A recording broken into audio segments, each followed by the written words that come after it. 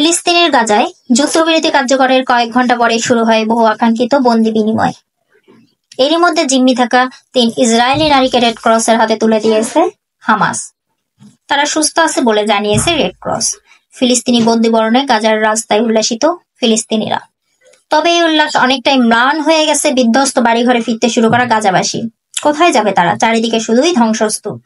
Israeli হত্যাচক্রে পুরোপুরি মাটির সাথে মিশে গেছে গোটা গাজা। বসবাস তো দূরের কথা, কোনো রকমে ঠাঁই নেওয়া যাবে এমন কোনো স্থাপনাই বাকি নাই। ড্রোনের তলা ছবিতে দেখা গেছে খান ইউনিস, রাফা ও জাবালিয়া শরণার্থী শিবির সব জায়গায় একেবারে ধ্বংসের নগরীতে পরিণত হয়েছে। মৃত্যুপুরী ধ্বংসযজ্ঞের পথ ধরে অজানা এক ভবিষ্যতের দিকে যাচ্ছে ইসরায়েলি নৃশংসতায় পঙ্গু গাজা। তবে যুদ্ধবিরতি হলেও সন্দেহ কাটছে না গাজাবাসী। যে কোনো মুহূর্তে আবারও ইসরায়েলি হামলার শঙ্কায় রয়েছে তারা। শুধু গাজাবাসী নয়, যুদ্ধবিরতি টিকে থাকবে কিনা তা নিয়ে সন্দেহ প্রকাশ করছেন বিশ্লেষকরাও। কারণ এরই মধ্যে ইসরায়েলের অর্থমন্ত্রী গাজা যুদ্ধ শেষ হলে সরকার থেকে পদত্যাগের হুমকি দিয়েছেন। শুধু তাই নয়, গাজাবাসীকে পশুর সাথে তুলনা করে ভূখণ্ডটি পুরোপুরি মুছে ফেলার হুমকিও দিয়েছেন তিনি। একই মন্তব্য করে আবারও লড়াইয়ে ফিরতে প্রস্তুত আছে বলে জানায় এক ইসরায়েলি সেনা।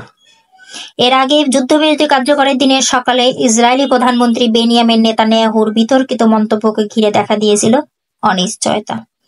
নেতানিয়াহু দাবি করেন, চুক্তি অনুযায়ী প্রথম ধাপে যেসব জিম্মিকে মুক্তি দেওয়া হয় তার তালিকা ইসরায়েলের কাছে দেয়নি হামাস।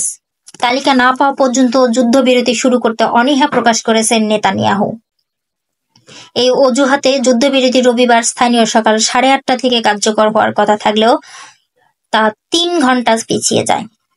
আর এই সুযোগে গাজার বিভিন্ন এলাকায় হামলা আর হত্যাযজ্ঞ চালায় ইসরায়েলি বাহিনী। 2023 সালে অক্টোবর থেকে গাজায় গণহত্যা চালিয়ে এ পর্যন্ত 47,000 ফিলিস্তিনি হত্যা করেছে ইসরায়েলি বাহিনী। আহতের সংখ্যা ছাড়িয়েছে 1,10,000।